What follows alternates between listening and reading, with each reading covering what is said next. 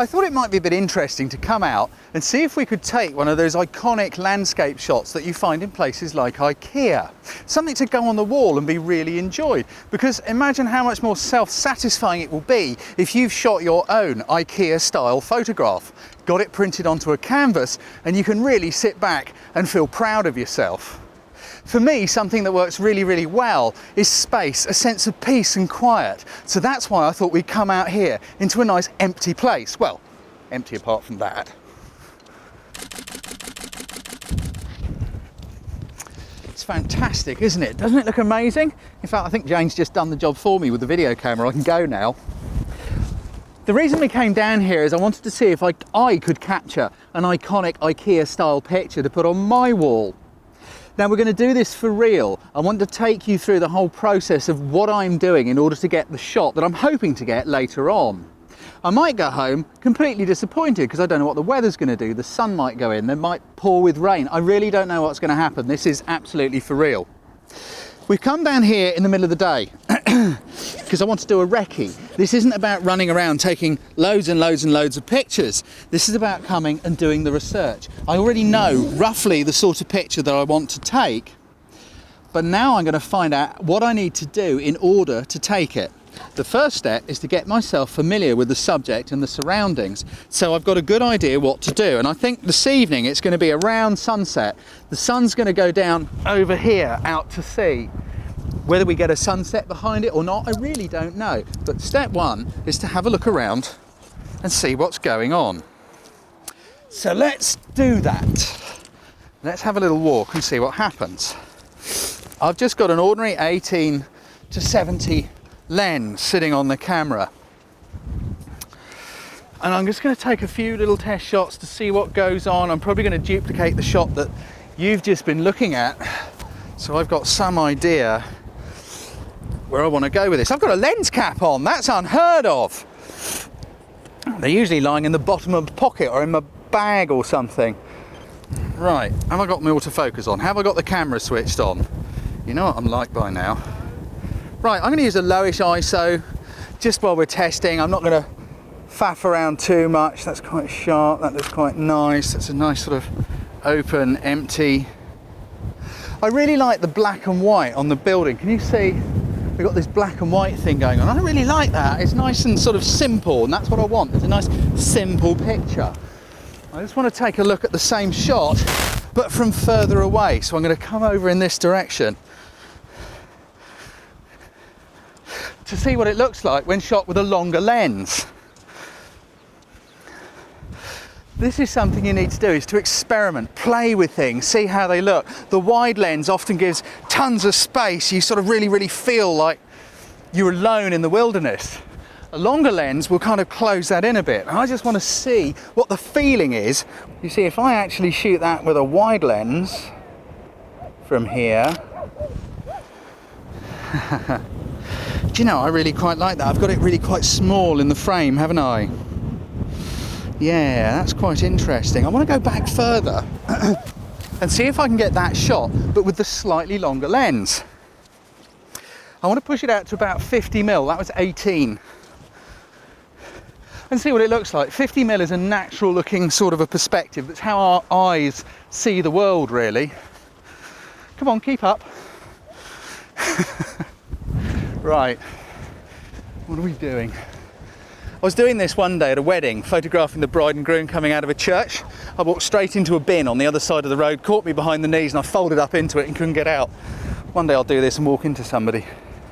That's looking good, but I want to go back further still.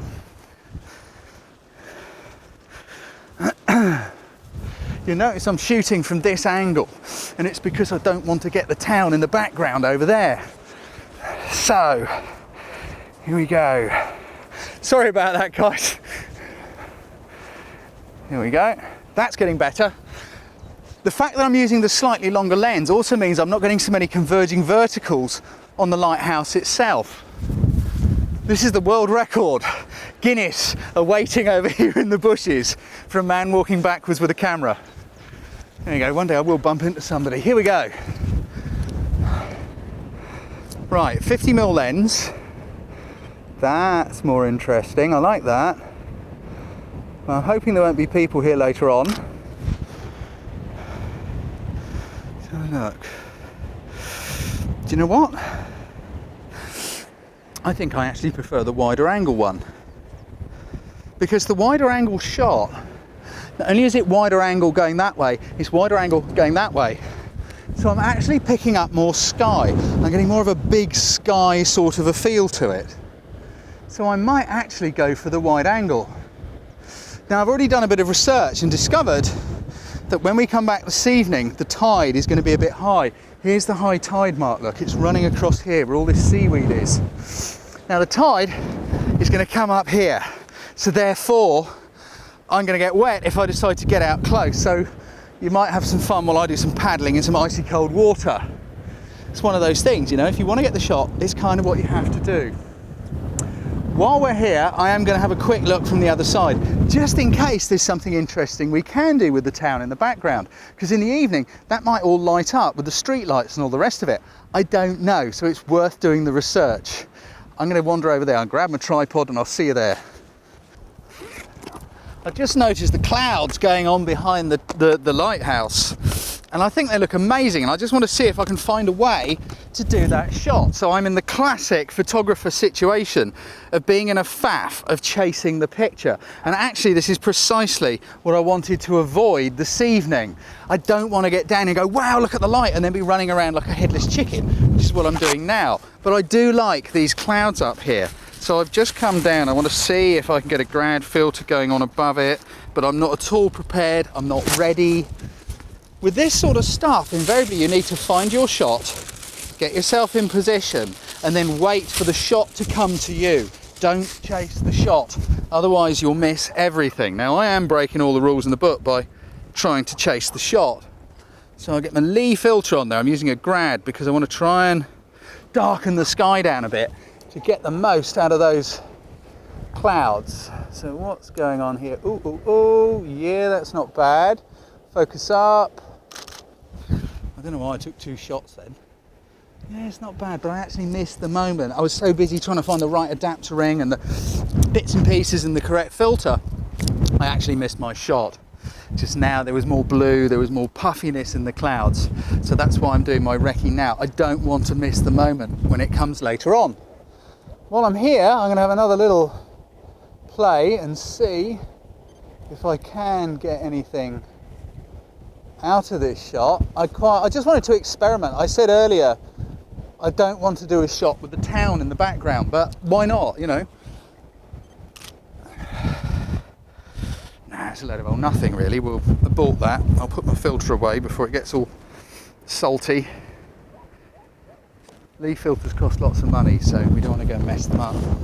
But it's still interesting to stand here and look to see what it might be like at night with those, you know, the shops and the seafront and all the rest of it lit up. Notice I keep my filter wrapped in tissue paper. I want to try and look after it, make sure it's all in good nick. You don't want to get scratches on these things, and you certainly don't want to buy another one if you can avoid it. I had a Liebig stopper in here about 2 weeks ago, and I needed it for a shot, and I found I'd broken it. 50 quid filter, and several weeks waiting to try and get one. I'm just going to leave things here for a minute, go for a little walk over this way and see what it looks like. Actually, let's go in a bit closer. I'm sure my kit will be all right. I'm always leaving things lying around. How I haven't had my stuff nicked, I just don't know. But the shot I've definitely got in my head actually is the closer in, the wide angle, big sky sort of a thing. I think I'm going to be shooting across the water because it's going to be wet. So that should prove interesting. I just want one more go from in here to see how this works. No, now you see this won't work terribly well. I like the red stripe on the front of the lighthouse, but I don't particularly like the dunes and the greenery behind it, or the town off in the distance. Let's see, what do we got here? Let's go for something like that. Oh, we've got a bit of light coming up here, it might improve it. Another go. Days like today are so changeable. You never know what the sun's going to do from one moment to the next. I don't like all the stuff behind it. If we go back to our first recce shot, here we go. That's so much quieter, isn't it? That's so much nicer. So there we go. I've kind of had a recce. I'm pretty clear what I want to do later on. All I've got to do is hope that the light and the weather and everything comes together so I can do it. So we've come back down here to see what's going on. I'm in a bit of a panic because best laid plans, we've got here a little bit later than I wanted. I really like this open space, and I don't know if you can see, there are some kind of slanted rays of light going on. I'm using a longer lens because I don't want the beach hut to do this. I don't want I don't want the lighthouse doing this, so I don't want convergence in it. So I'm just going to take one from here and see what we've got. Yeah, it's interesting. Ideally, you could use a grad to try and darken the sky, but because of the block of darkness at the top and that band of brightness in the middle, I can't really use one. If I put a grad on, I'd darken the top a lot, but I wouldn't be able to put it across the lighthouse because that would darken the lighthouse too. So this is going to be a case of moving back and forth. Also, the tide is coming in, so that is something we're going to have to work with. And with the light further over that side, I'm realizing this is probably more of a morning shot than I first thought. So ideally I should be here first thing in the morning at sunrise. I'm not going to be able to. So I might do some shooting from the other side coming back this way, even though I'm not so keen on all this greenery. But there is a way around it, which I'll talk about when we get there. All I've done is move a little bit. I've moved about, I don't know, 50 feet from over there to over here. And I'm just changing where the sun is. Instead of the sun being on that side of the lighthouse, it's now on this side. And there's still some pretty good kind of beams coming on down towards the ground. And that's what it's all about, moving around. I'm shooting aperture priority because when the sun is setting, aperture priority actually does a really great job of finding the correct exposure. I don't want to think about that. I want to think about my shoot at the moment. Some people may say that's right, some people may say that's wrong. I adjust the exposure using the exposure compensation button. So if I look at it and think, oh, it's a bit bright or a bit dark, and if I bring up the histogram on an image, see, that says to me, that's pretty good, and I quite like this image. But if I wanted to brighten it, I can very quickly press the button, dial in a little bit more exposure, and the camera will deal with it. I'm shooting on a tripod because I'm using ISO 200. I want fine grain, nice colors, good saturation. And now it is really going to be a bit of a waiting game. This light is changing all the time. Every shot is slightly different. There are some very, very strong rays going on over there right now. And I know they're going to look absolutely great when I see this image bigger. Post-production, tweaking the colours and the contrast and just brightening it or darkening a little bit. I'm shooting raw and I'm going to do my post-production in Lightroom. Again, this is not cheating. Post-production has always happened. When you took your neg to a professional printer, they would burn the sky in a bit or dodge a bright area out a bit. That's about all I'm going to do. I'm not into HDR. Actually, I don't really like the look of HDR images. All I want to do is to get a natural looking shot of this incredible structure in this amazing environment. I'm just going to go for a slightly higher level shot now, back on the tripod, because the light level is dropping slightly. Now notice I've got the lighthouse to the left, the sun coming through that hole in the sky and the cloud to the right, but I still want lots and lots and lots of space around the lighthouse. I really want to capture this kind of empty, lonely, forlorn, lost, quiet sort of a feeling that this place has. I'm having a look at this side of the lighthouse to see what happens because there's a red stripe down the front of it, which lots of people have photographed. I've seen it on the internet. But as I say, I'm not that keen with the undergrowth behind and the town in the distance. Also, there's what looks like a big blue rotating light or something on the top. The way to minimize that background is to set your lens as short as possible. I'm going down to 18 with this. I'm not using a super wide because the wider the lens gets, the more conversion you're going to have. So I'm down to 18. Just want to see how that looks. I don't like it. It's just kind of messy. We've got bushes coming in on the left, we've got the town in the background. But as I flick between the two, this image is so much quieter.